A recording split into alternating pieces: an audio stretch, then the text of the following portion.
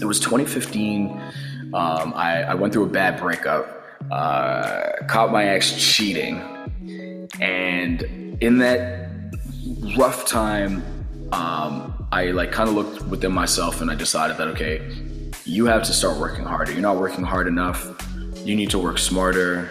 I had to work on myself in a few different areas, and it was a bit of like a Jamie epiphany, and I did so. And when I did when that happened, actually, that's when everything started to take off for me.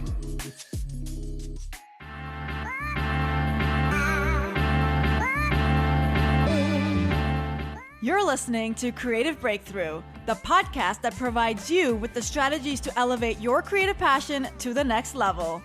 I'm your host, creative hustler, and chicken wing lover, Shereen Kassam, aka the funny brown girl. And yes, I have an unhealthy obsession with chicken wings. Now, get ready to flex your creative muscle and keep winning. Welcome to the Creative Breakthrough. I am your host, Shereen Kassam, aka the funny brown girl. Hey y'all, this is the last episode of 2020. We made it, y'all. We made it to the end of 2020, and in a couple hours, it is going to be 2021, and we can start this year again with new goals, new resolutions, and a new outlook on life. Hey, if you didn't finish all your creative goals in 2020, don't even worry about it. I'm going to tell you something. It's a secret. Don't tell anyone, but I didn't finish my goals either. It was hard, y'all. It was hard. Taking care of my mental health, my emotional health, self-care, putting myself first, just trying to stay positive in light of everything that's happening, right? We have a global pandemic on our hands. We were forced into lockdown. A lot of us lost our jobs, our source of income. We lost family members. We lost people that we loved. Our lives changed. And so if you didn't finish or even get started on any of the creative goals you had for 2020, don't sweat it. You made it here. You're doing okay. We're going to get through this. We're going to start 2021 on a positive note, and we're going to try again. Okay? I'm not going to spend too much time talking about goal setting for 2021. We will save that until 2021. Right now, I just want to celebrate that we have made it to the end of 2020. Today, I have a really special guest with us, Jaime Callica. Now, I really wanted to save this episode for this last episode of 2020 because it is just such an amazing episode. I've listened to it multiple times and I just keep learning more and more and more every time I listen to it. Jaime's an actor, but we talk about everything. We talk about growing your social media, branding yourself, practicing gratitude, perseverance, motivation, and so much more. It definitely is the perfect conversation to end 2020 and get pumped for 2021. I will say, though, however, that this conversation was recorded in December of 2019.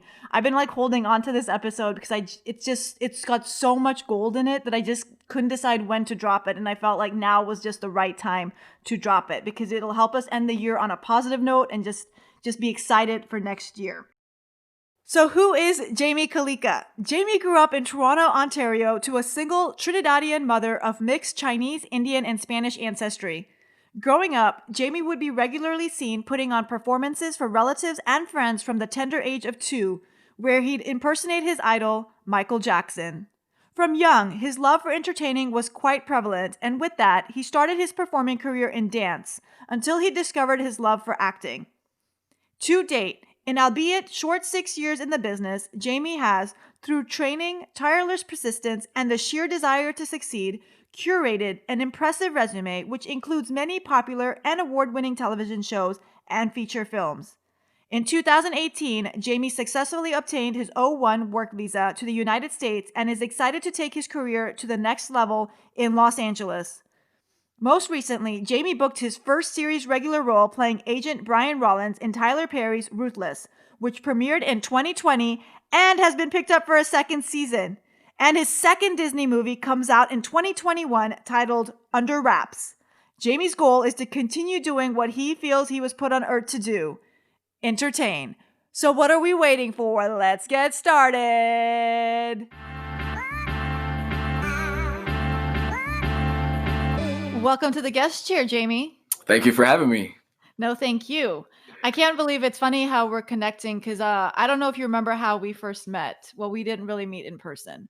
But about a year ago, you were on a Hallmark movie, and someone else does a podcast about Hallmark movies, and they made me watch your Hallmark movie. And then I had to critique it. Well, not critique it. We talked about you. And I was like, I tagged you in the Instagram story, and then you commented back. And then I was like, will you do my podcast? And you were like, yeah, sure. And then you actually did something really cool. I actually had an audition with Hallmark, and you gave me like live feedback on, or live, like a not tutorial. What is it? Like advice on like how to do my audition, which I thought was super cool that you took time out of your schedule to do that. So thank you. Absolutely. My pleasure.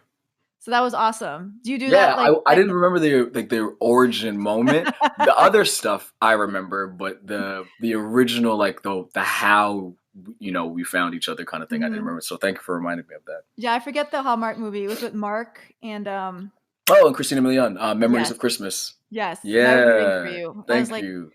He's got to win. He's got to get her. He's got to do it. That was funny because he had her, like he really could have had her. He didn't want her, and then when he finally realized how awesome she was at the end of the film, it was too late at that point. You know, she was like into Mark Taylor's character. Yeah. Well, that's how it goes in life, man. It is. That's men. I tell you, they don't know what they got until it's gone. Yeah, just cue Janet Jackson right there. You don't know what you got till it's gone. Yep.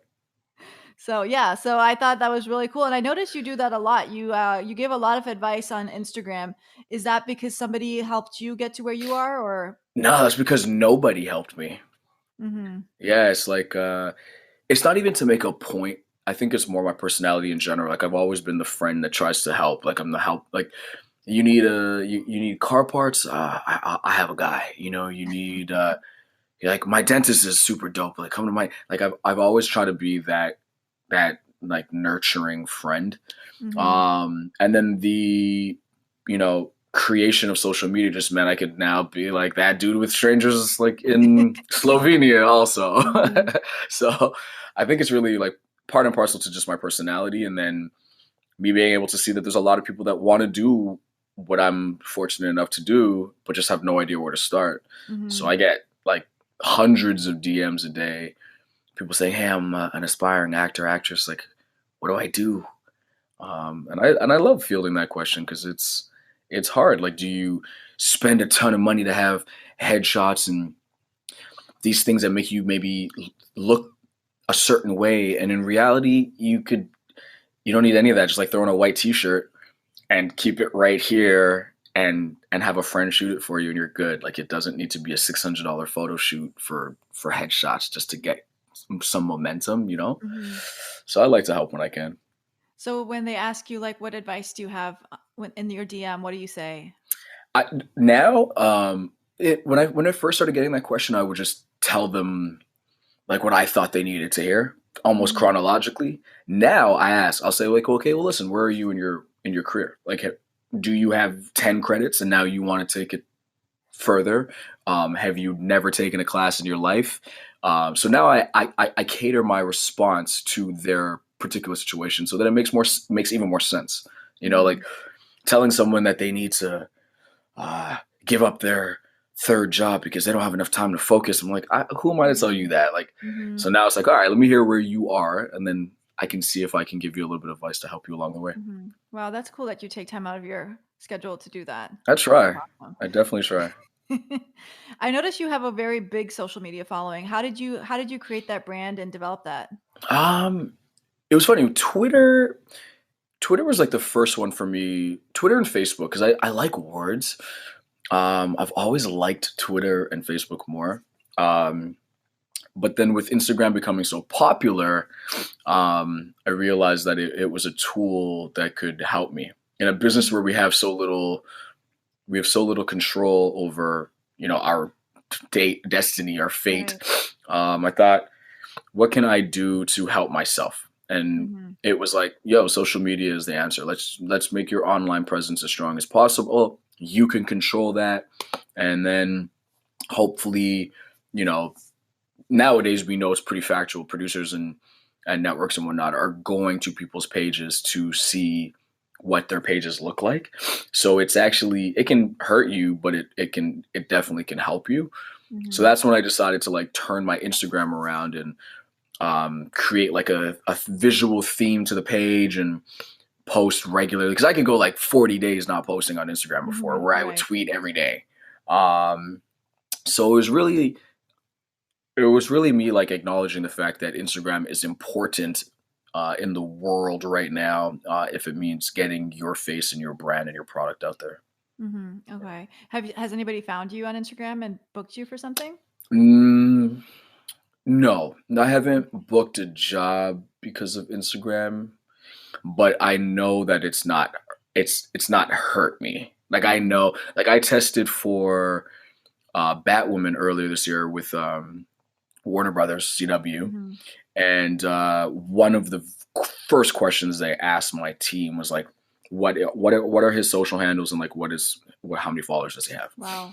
And while you hope that the best person for the job gets the job, like the most, not even most talented, but the best suited, most fit Mhm. person.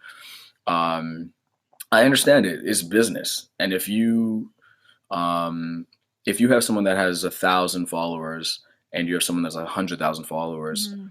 the algorithm tells you instantly that if I have 100,000 followers that are going to see me post about this show, my Right. that millions are going to see that. Mhm. So from a Yeah. studio's perspective, I understand it, even if at times I don't like it. Yeah, that's interesting they do that because as a stand-up comedian, they do that now too. They won't some clubs won't book me because I don't have enough followers because they don't Really, think enough people will come out to watch me. really. Yeah. So Yeah, any see, that's advice you have unfortunate. on how to grow your social media following? Because I I'm like actually, stuck. yeah, no, I mean, I'll tell you what. So I'm a Samsung brand ambassador, and I went. They invited me out a couple of years ago to Tofino in BC, and they flew out a bunch of iPhone users, and Okay. it was right around the launch of the Galaxy S9. Yeah, the 10 came out this year, so the 9, I think, and they planned this beautiful like 3-day trip, and we went whale watching and stayed in like the nicest hotel there and so on and so forth. And they were basically trying to like impress these influencers and photographers like with the product. I was Mhm. the only Samsung guy already, but they had me come out, which was awesome of them. Point of that was just to say, after dinner and the functions and so on, a few of us just kind of sat around and chatted. And one of the photographers there, he has like 1 million followers. And I said to him, man, like I'm struggling to grow my Instagram page. I've been sitting at like 15,000 forever. Like, what do I Mhm. do? And his advice, it actually wasn't even advice at first. It sounded more like an insult, but he just said, yeah, man, you're never going to have like a major following until you're on like a big popular show. And I was like, never? Like, that's pretty absolute. Like, why? And he said, Yeah. because your page is too much about you and your life.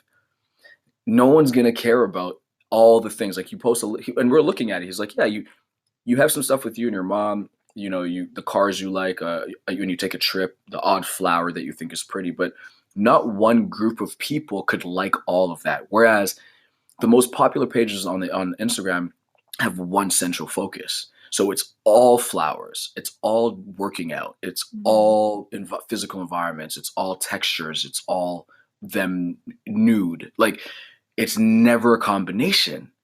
And I was like, oh, I never even thought of that. So I decided, not right away, actually, about a year after that, actually, I decided that I was going to make a central theme to my page, which was going to be what I had seen it going towards, which is me being like inspirational and motivational, but not trying to feel like a motivational speaker. That's not what I am. Like, I'll speak to my own personal experiences, and if that can help somebody, then fantastic.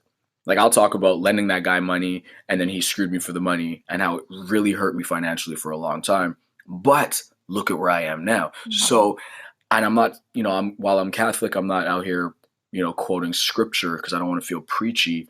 So I found like my lane, which was just speaking from my own experiences, and if that can help you, can help you. And if it doesn't, Mhm. then you can just double tap the picture. But what I did was I made the page look aesthetically as nice as possible, and I have the central theme by way of like my captions. And once Mhm. I did that, I went from like I think I was at about 18,000, and over the course of the last 8 months, like I'm up over like 40. Wow. Um, so it grew exponentially the second I created one central looking theme to the page. Right. And Yeah. so did you hire like a photographer to take like a bunch of pictures? Nah, it's like Argentina. I talk about this girl named Argentina. We could just be out wherever. and I'll see something and I'll have the camera and I'll be like, "Yo, Arch, can you take a photo?"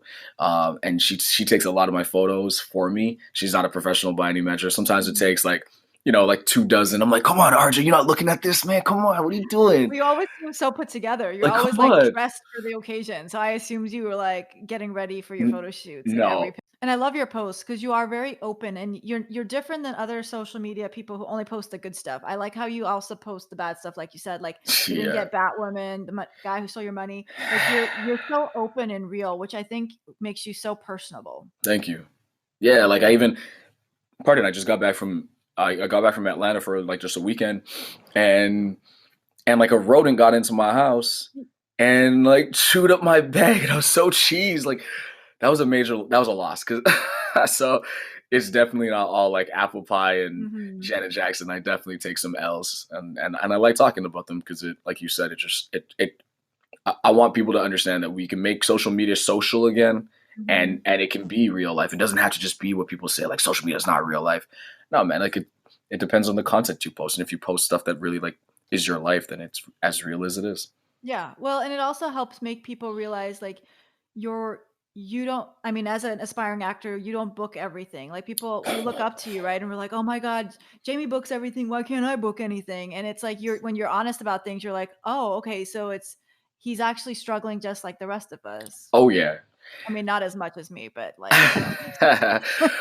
I did this one YouTube video. I got to get back to. I just been so busy, but where I showed all of the binders. I'm looking at them. My binders and binders, like the 3 inch, 3 or 4 inch ring binders, uh-huh.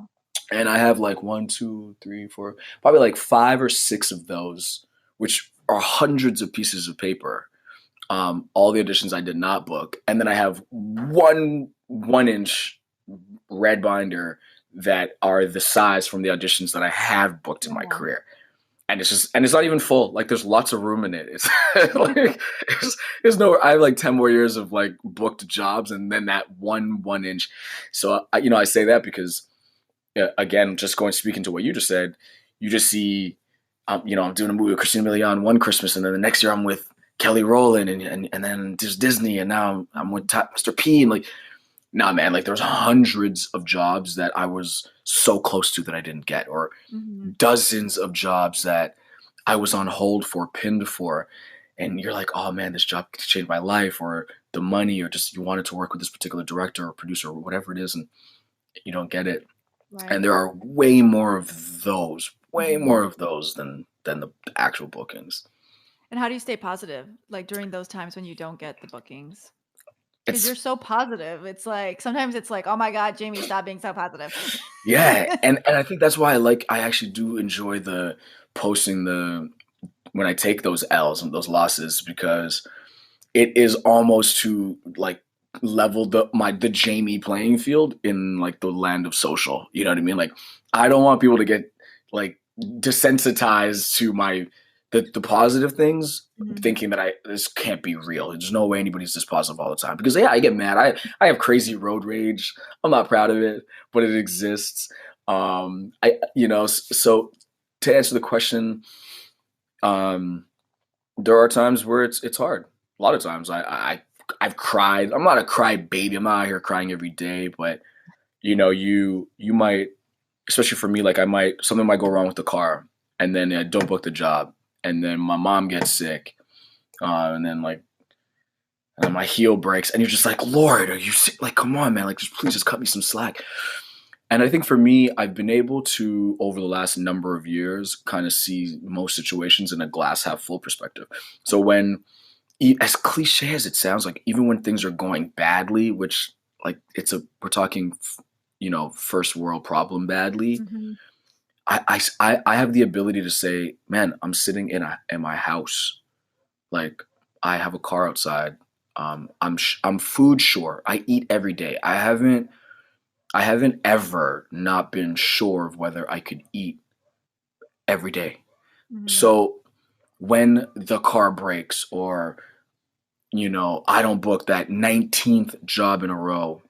That's a low number. That 49th job in a row, Mhm. audition in a row. I'm like, man, you're healthy and you eat, and it could be considerably worse than you not booking this job. So for me, it's just like it's a foundational level of gratitude that keeps me motivated and positive because no matter how badly things could get, Mhm. it's considerably better than a lot of people in the world. Right. And I have to focus on that because if I focused on every time I didn't book a job or that friend that betrayed me or that another girl that was like, oh, you work too much, it's not going to work between us. I'm like, what? My work too? Like if I focused on all of those, I don't know. Like I'd be the grumpiest person in the world. I'd be the worst. It'd be pure evil. I'd be just like running my shopping cart into people's cars and, like tripping old people. Like I'd be a monster. Mhm.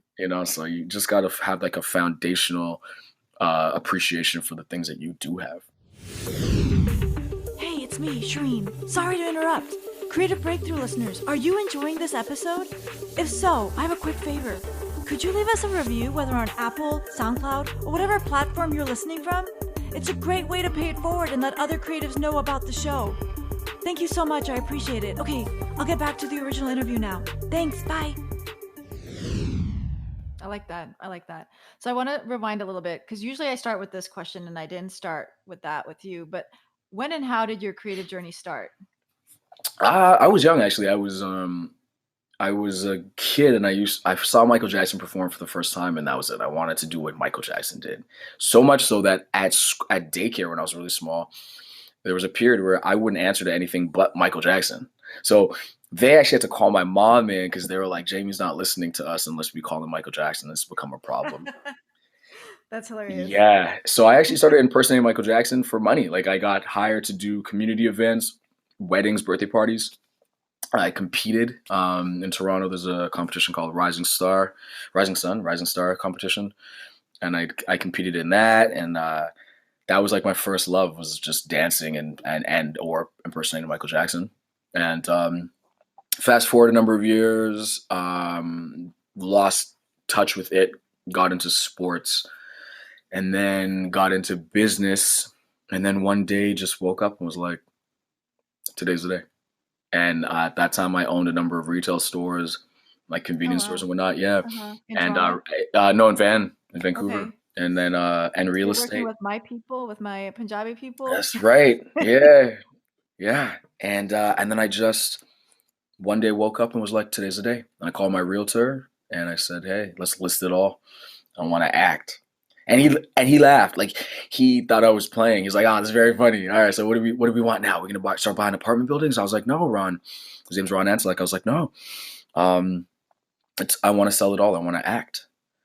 And he was like, really? You've been building all this time and now you want to just sell it all to act? Are you serious? I was like, yeah. And we did. And it took about a year to sell everything. It was a very stressful year. During that time, I started taking class. I would do background work, stand-in work, all that I could do basically the first few years to really kind of like immerse myself in the set life, the culture, learn as much as I could. And that was my last store sold on October 9th of 2012. I took a couple trips, took my mom to Hawaii for her birthday. My ex at the time, she was dancing for Moulin Rouge in Paris. I went and visited her in Paris, spent New Year's, and then I got back on January 16th. 2013, and that was like the beginning. That's what I call my like origin date. Mm-hmm. Yeah. And like approximately, like how old were you? In your 20s, 30s? Yeah. No one knows how old I am. You look like you're 17. Yeah. Moisturize well. No. Yeah. That's that philosophy. Team philosophy. Yeah. I was in my young 20s. Okay. Yeah. And so when you started acting in January 2013, did you start? Was it full time? Like you were just acting? Nah, like it wasn't. I mean, my mindset was it was a full time mindset, but I booked my first job, and then a year later booked my second, and then I think it was just shy of a year that I booked my third. So it was very slow in the booking department. In the audition department, my team, shout out principals, they had me in the room 5 days a week. Like they were. Yeah, I was audition. I had some days where I had 2 auditions a day. I wasn't good, and I hope one day when I'm like really big, and I'm giving like a thank you speech for an award, there are a couple casting directors in Vancouver that I believe were just bringing me out to practice. Like I don't think they they they they probably thought maybe today could be the day, but I think that they saw something in me and they were like, he just needs to grow and get comfortable auditioning, and we're just gonna let him come out for everything. That's Like he just nice. yes, and I don't know that they'll ever admit it in those words because they've almost agreed that they wasted my time and gas like hundreds of times, but to me Mhm. it wasn't. Like it was invaluable, Mhm. and yeah, the first few years I just did as much. I was like I said, I did a ton of extra work, background work. I'd be a stand-in, and I learned to. You learn a lot watching when you're in class, whether it be a on camera or scene study class or vocal dialogue or Mhm. dialect. It's pretty specific. You're learning to act. You're learning to speak from from here, not here. You're learning an accent. But they don't teach you how to walk and talk and land on like a Mhm. tiny piece of red tape that you shouldn't even be able to see from that far. Mhm. You Right. know, and when you do that as a stand-in, because they're setting the camera move and the lights and so on and so forth, and you learn how to stay out of someone's light just by favoring this right hip, and you learn how to find your light when your acting partner is in your light. And it's things like that they don't teach you in class. Mhm. So as a stand-in, I learned about lighting and lighting setups and so on and so forth, and walking and landing on this mark. As a background performer, I watched other actors do this thing every day in and day out, and the work that really went into it. Because a lot of people that get into this business don't really realize it's a game of stamina almost as much as a game of ability. Mhm. Like being able to be there for 14 hours a day, some days is harder than the actual acting. Like you're exhausted every day. Yeah. You're on Mhm. your feet all the time. It's just like hurry up, and they rush you to set, and then you just like sometimes you just sit around there and you're just like, Mhm. why did you guys could have called me in 5 hours later than you brought Mhm. me in today? And that stamina is necessary, and a lot of people don't have it, Yeah. That's a good perspective. That's you true. know? Yeah. I was going to ask you something. Oh, so when did you go full time then? Like when did you decide acting could support you full time? Or how did you make that decision? It wasn't even a decision. It was always the goal. It was just a matter of when it happened. So when I Mhm. when I sold my businesses, that was the goal. I just didn't know if I was gonna get lucky and book something in year one and be like a millionaire immediately, or if it was gonna take 20 years. Mhm. But yeah, when I decided to sell the businesses, that was when I decided that acting was going to be my only source of income. Of Mhm. course, didn't book work, so I had to do those other things that we just talked about. But it was 2015. I went through a bad breakup, caught my ex cheating, and in that rough time, I like kind of looked within myself and I decided that okay, you have to start working harder. You're not working hard enough. You need to work smarter. I had to work on myself in a few different areas, and it was a bit of like a Jamie epiphany, and I did so, and when I did that when that happened, actually, that's when everything started to take off for me. That from June, no, from May of 2015 to December of 2015, I booked 4 jobs, which was more than I had booked in the previous 3.5 years, like three Wow. years, I guess. Yeah, two and a half years. And it Yeah, was and it just was changing your perspective. change my perspective. Like I used to make a lot of excuses. This is diversity is a major part of the conversation.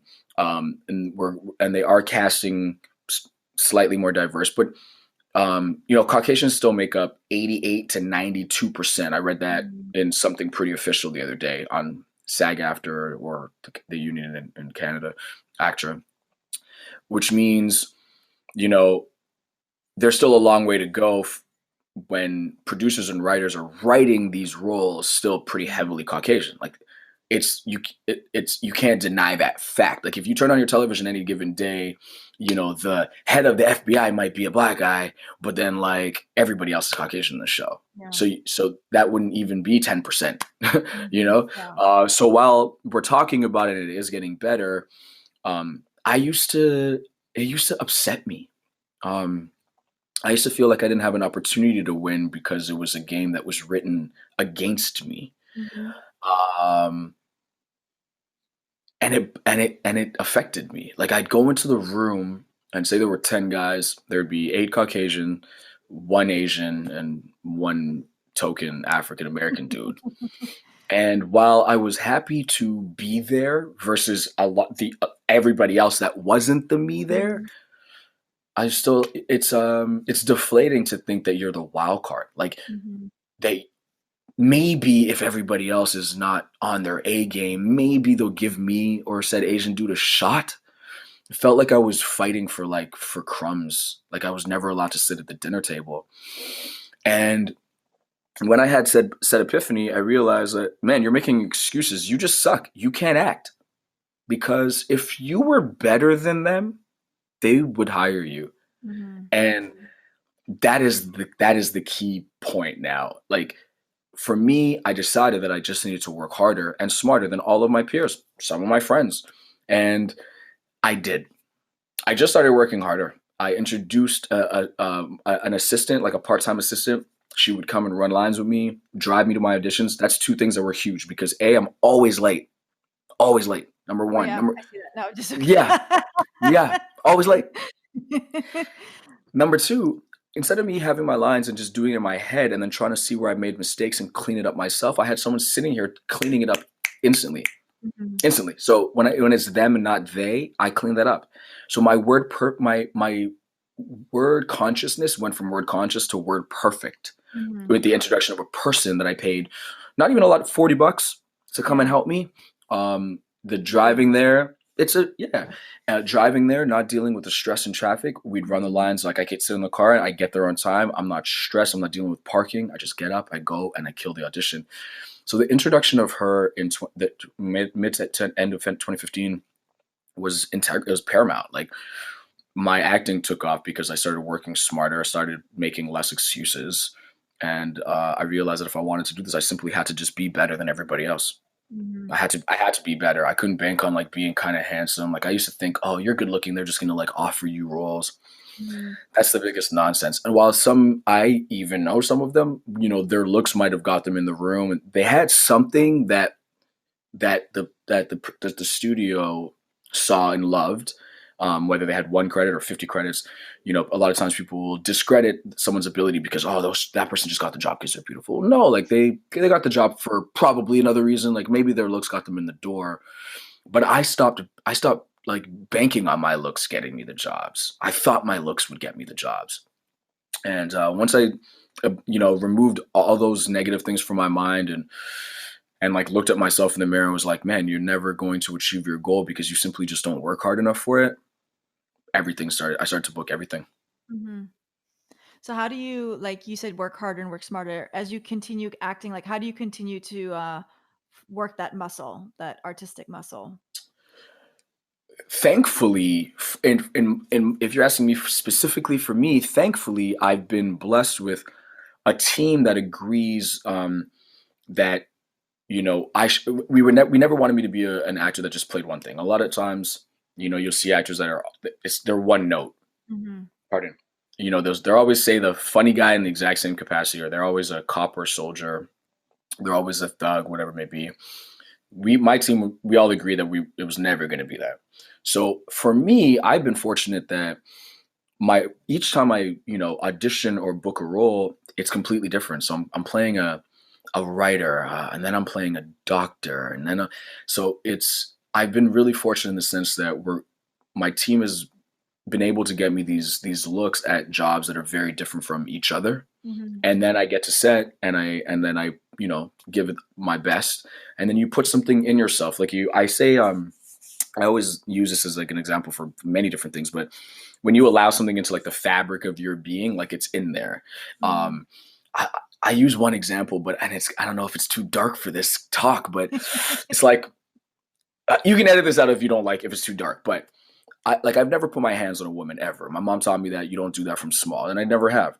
But the first time you do, you've allowed that into the fabric of your being, and you probably will do it again. Like the average person will feel extraordinary remorse, but you've now done it. Anything like if let's maybe it was you if you've never peed in public as a dude and then you do it the first time, now you've done it, Mhm. so you could do it again. You know what I Mhm. mean?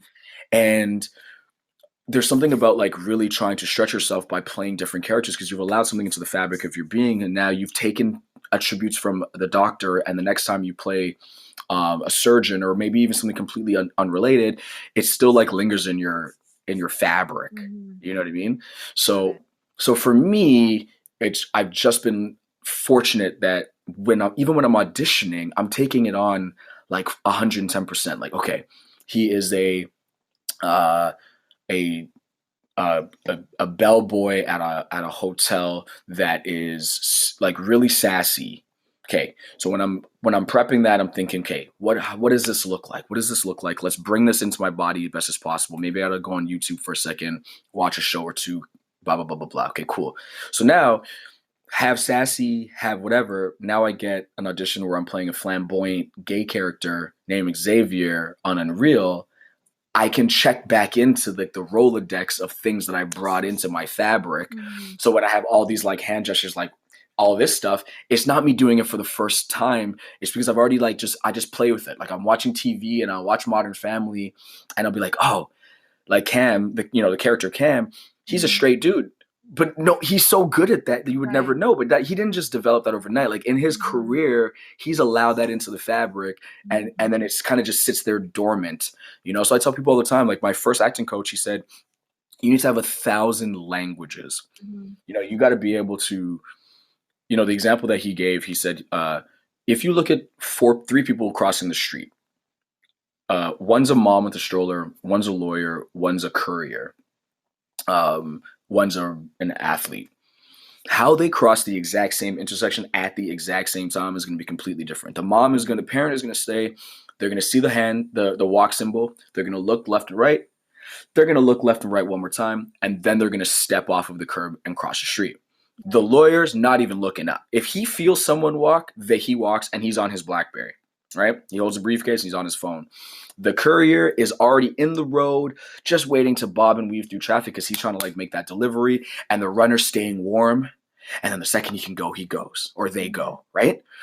You got to have those languages because when you get that audition for parent, lawyer, whatever it is, if it's 8, 10, 12 pages for tomorrow morning, you can't create that character now. You have to have that on standby.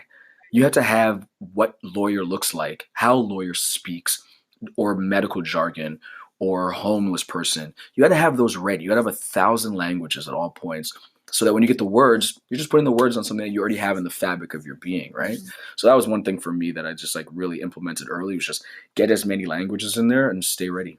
Wow. Okay. Yeah, that makes sense. I mean, it's true. Like the more versatile you can be, the better, right? So. 100%. Yeah, and I mean, yeah, you might get on a show that shoots for 10 years, and then you're like, cool, I've done that. Like the Big Bang Theory, you know what I mean? Like those guys will probably never play nerd again because they've exhausted it. Right. But it made them all multi-millionaires and on the number one show on TV for like 8 years in a row. They're good. They don't want to play nerd again. Now they're Mhm. gonna go do whatever it is else, you know.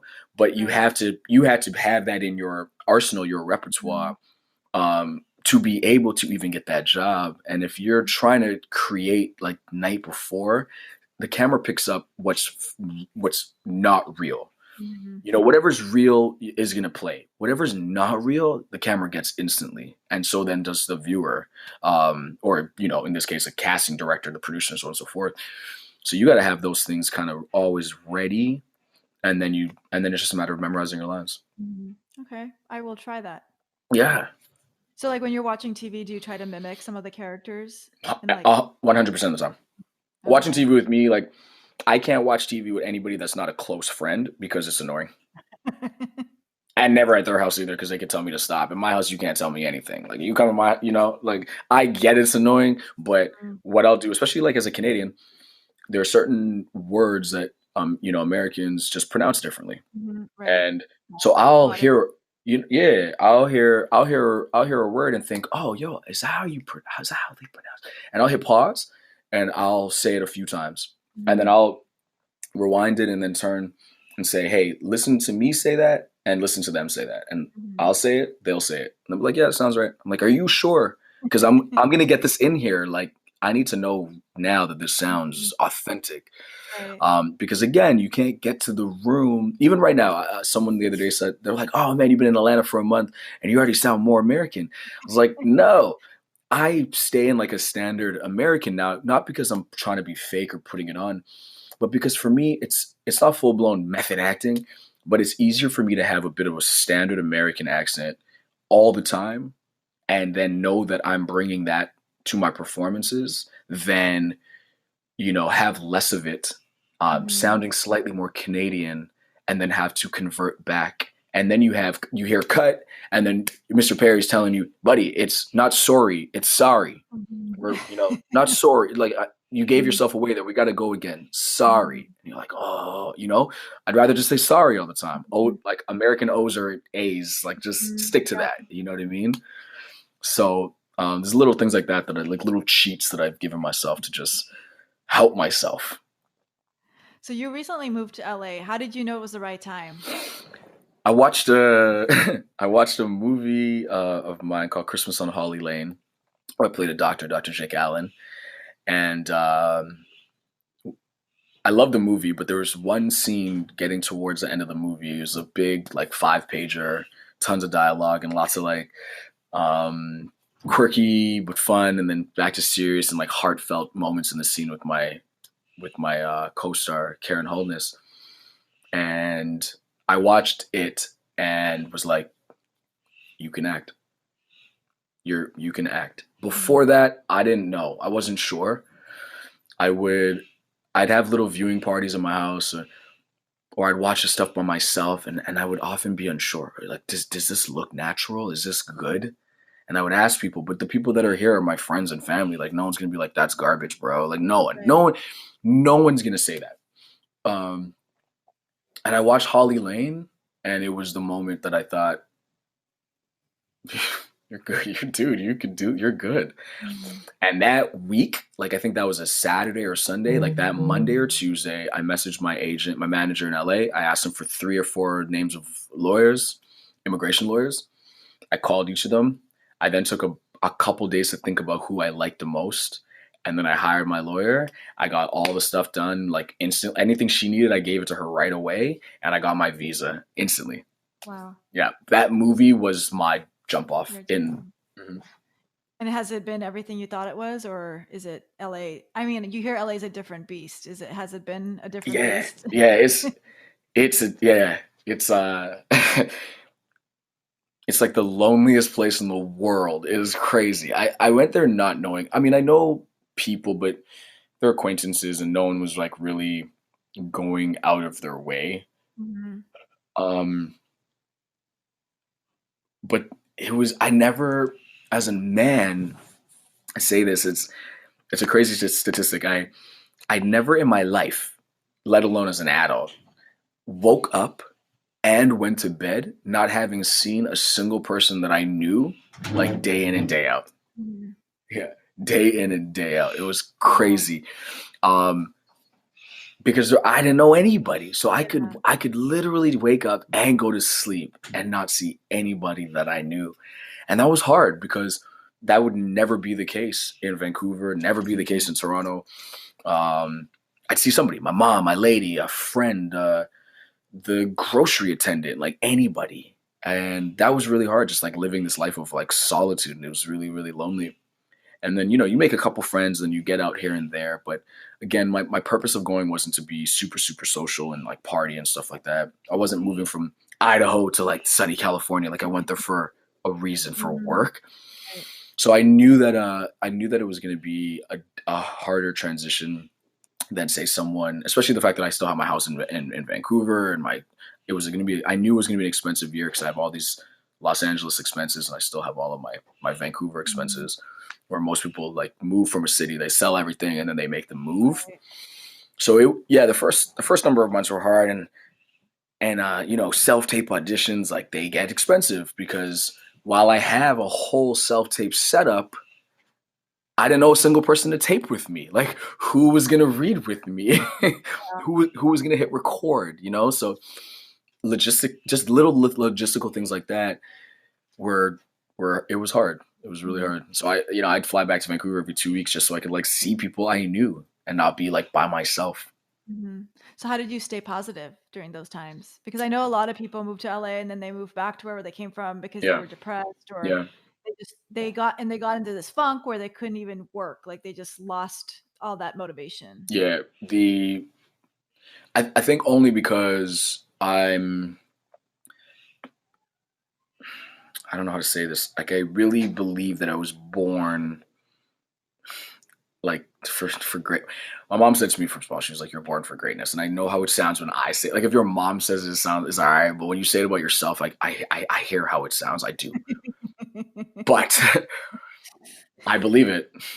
I believed it since I was small. I believe it now as a man. So I knew that me quitting or not or losing the motivation, or it was like me slowing down my own destiny. I don't know if that makes sense. I knew that it has happened. I just haven't experienced it yet. Like some like string theory type stuff. You know what I mean? Like it has already happened. I just haven't lived it yet. Right. So I just need time to elapse and let me get there. You know? Okay. Yeah. But I really, it's just the one. Like just the other day I said someone asked it on my Ask Jay Question Day Wednesday. How do you say motivate? I said the thing, the one, the it, whatever the it is motivates you. You know, and for some people it might be becoming a teacher, and you're in your third year of your undergrad, and it's getting harder and harder and harder. Well, how badly do you want the end goal of getting your degree and then being able to like teach? And if you want it badly enough, then like what's another year of schooling? It's nothing. You want to be an engineer, like you got to go to you know, you want to be a doctor, you go to med school, whatever it may be. Sometimes for some people, it's just save $5,000 so they could take like a nice trip and go to like Europe and spend a month in Europe. And so how badly do you want that thing? Like, is it enough to sacrifice your $6 a day Starbucks? Is it enough to, you know, have Netflix but not crave? Like, can you save $10 a week or a month or whatever it is for the thing that you want? And when people tell me that they can't afford it, I'm not no smoke, no shade. But I'm like, yeah, you can, because like I see you eat out and I see you shopping. So if you tell me you can't afford to go to Paris, it's the thing that you want most in your life, but I see you out eating out all the time. You don't want it that badly, and people make excuses for themselves. Like, you just don't want it that badly. Because for me, if I've never been to Paris, and that's the thing that I tell everybody that I want to do more than anything, and you say that you can't afford it, but you spend any other expendable dollars on anything else, that means Paris isn't that important to you. It's just like, it's for me, it's that pragmatic. It's if you just need to get a jar and save singles every time they're in your pocket, you know how quickly you're going to get to $1,000 to go to Paris? Like, pretty quickly. Because it's not that expensive. Like, you could take a flight from anywhere in the States for $600 and you could go to Paris for $1,000. Right. But people like want to eat out. They want to go to restaurants. They want to go to the club. They want to get new shoes. They want to da-da-da. But then they like say that they can't afford to go to Paris. Like, yeah, you can. You can afford it. It's just not a priority to you. Right. So the acting thing for me was the number one. My mom is a priority, but like the acting was going to provide the lifestyle and so on and so forth. And it was just, I made it the number one priority. And love it was, I wasn't going to stop until I had it. There's no option for me to like stop. Right. And you recently just shared amazing news. You booked a role on Tyler Perry's TV show Ruthless. Yeah. Can you tell us about that? Oh man, it's I'm just trying to think of what the press release said so I don't spoil anything. So it's there's basically there's like a sex cult and they're trafficking children in drugs. And I'm an FBI agent that goes undercover to basically break up this cult. There's my character, Agent Brian Rollins, has like a side story with his wife that I know isn't released, so I won't say anything about that. And then there's obviously all the conflict of the Rakadushi people. That's the name of the cult. And it's dope. It's not like anything else Tyler Perry's made. I call it Mr. P.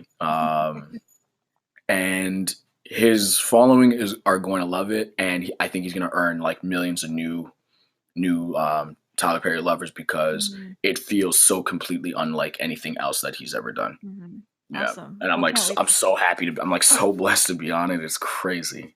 Yeah, I mean, you put it out in the universe and yeah. It happened, right? Yeah, I started tweeting about it. I just decided, okay, listen, you got to focus your energy here. Because there's one thing to just be like, I want to be a series regular. I want to be a series regular. I want to make this much money. I want to take care of my mom.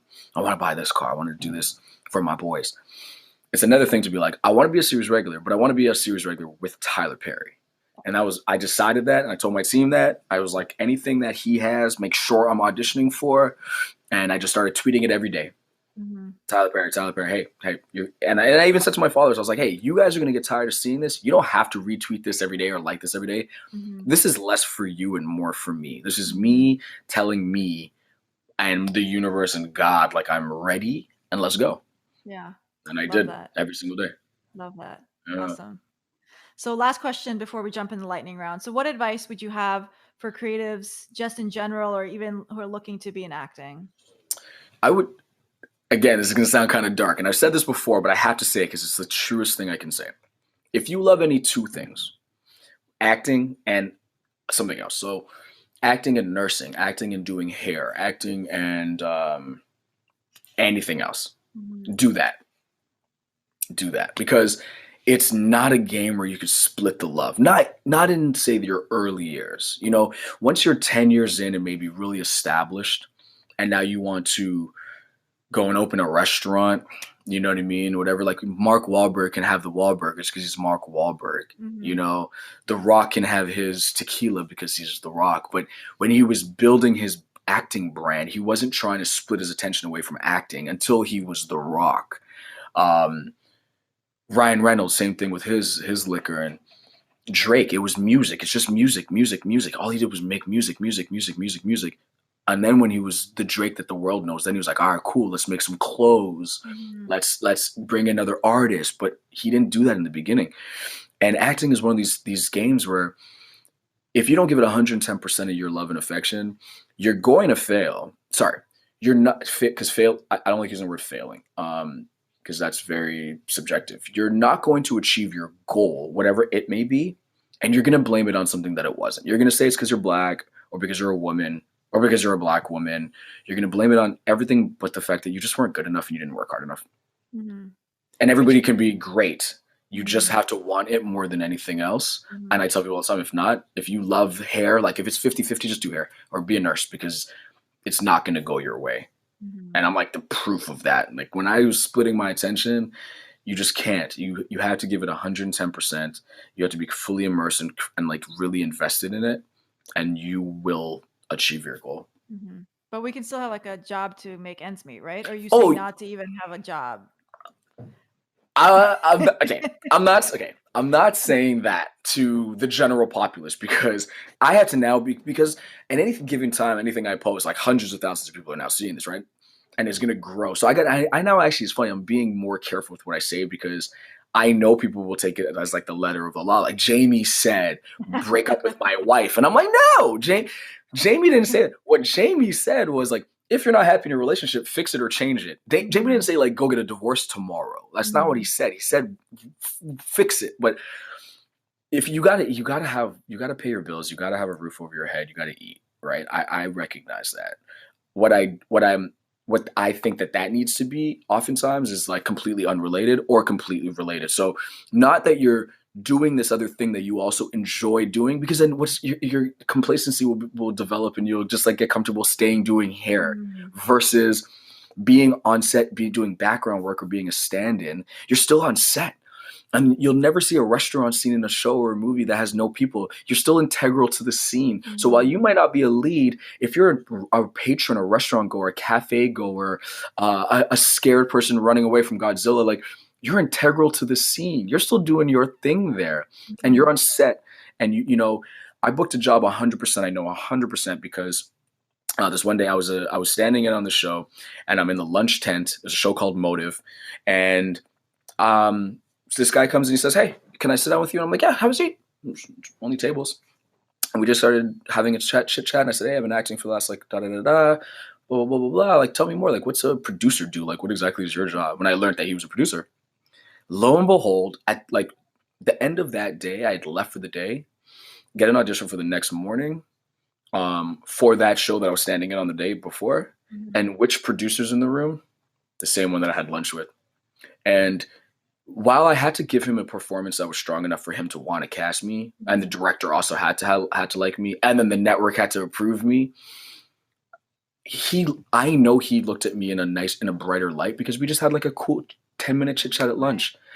Now, do I book that job if I don't have that interaction with him? Maybe.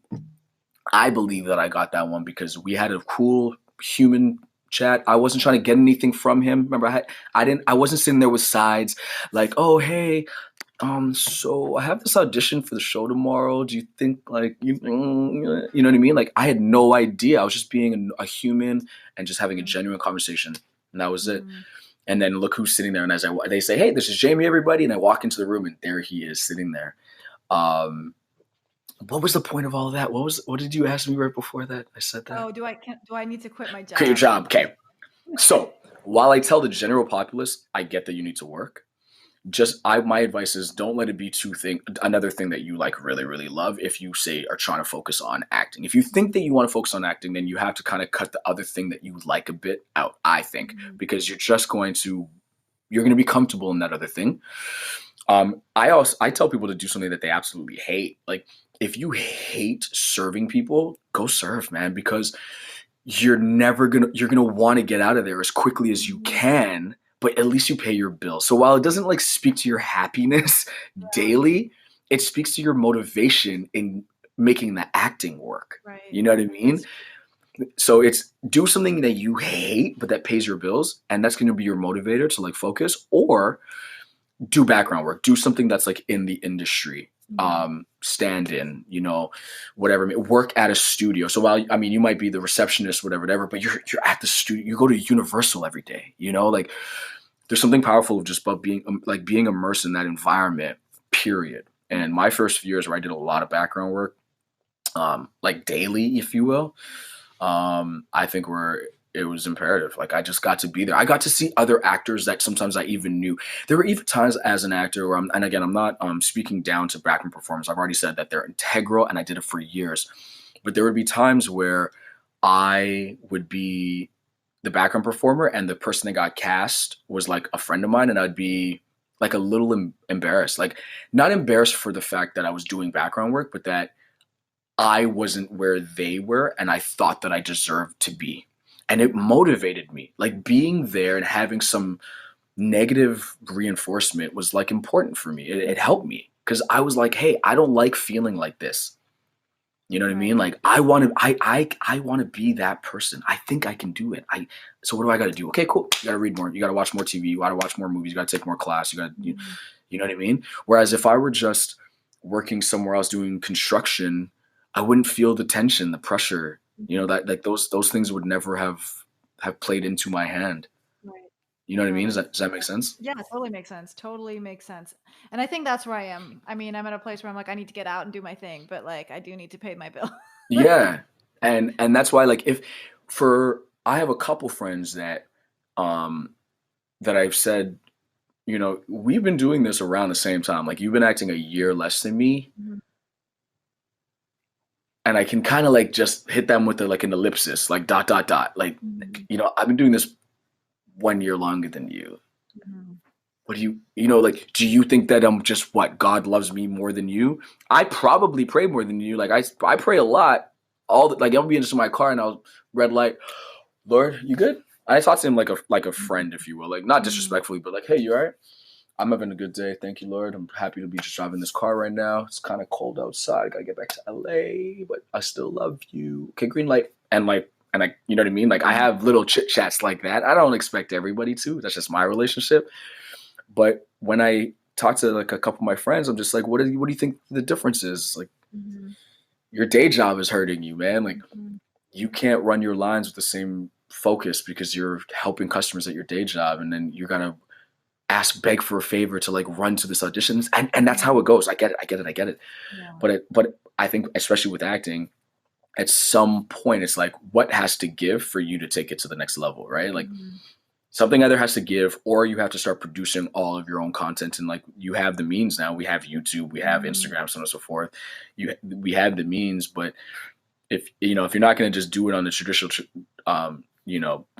get an audition, go an audition, book the job, go to set. Like if you can't do that, then you have to be figuring out other ways to be, getting yourself some more experience and some more credits and that camera time.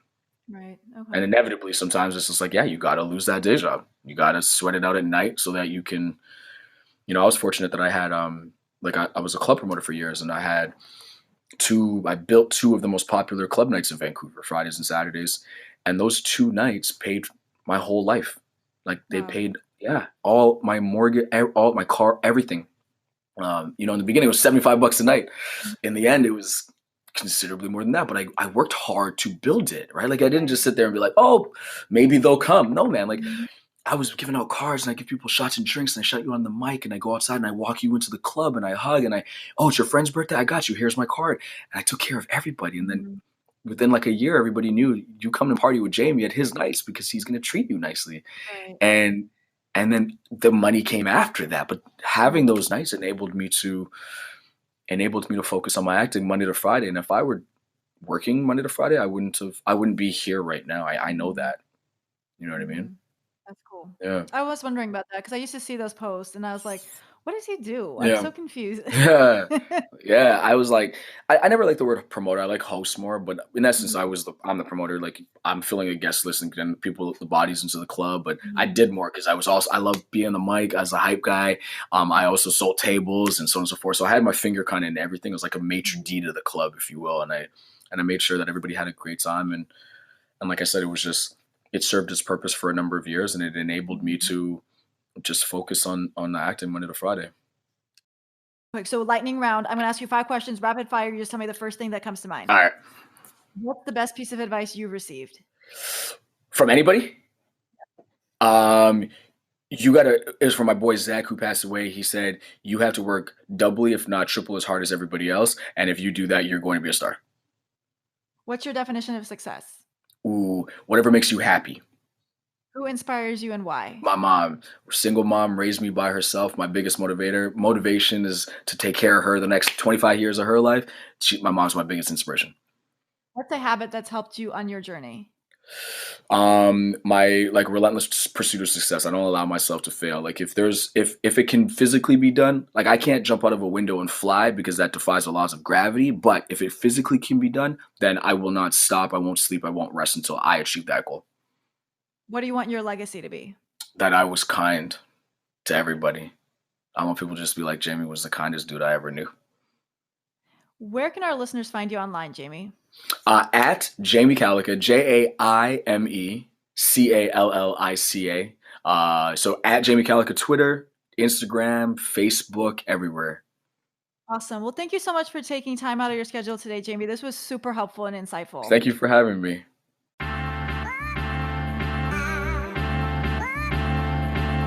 See, what did I tell you? We talked about everything. I mean, even if you're not an actor, this episode had so much gold in it. I could have kept talking to Jaime. It was like talking to my best friend. He was just dropping gem after gem after gem. But unfortunately, as you heard, his cell phone was starting to die. But the key takeaways that I took from this conversation: 1, understand how badly you want it. 2, give it 110%. 3, work smarter, make less excuses. 4, change your perspective. And 5, be grateful. Hey, with that, I just want to wish you all a happy 2021, and I will see you in the new year. Until then, go flex your creative muscle and keep winning. Thanks for listening. Stay connected about upcoming resources, including opportunities, festivals, competitions, and grants to help you grow your creative passion by subscribing to my bi-monthly newsletter by visiting funnybrown.com/subscribe. Don't miss out on a life-changing opportunity and subscribe today at funnybrown.com/subscribe. And hey, if you decide to go on Instagram today, follow me. I'm Funny Brown Girl. I'm Shereen Kassam, and you've been listening to Creative Breakthrough. Now, go flex your creative muscle and keep winning.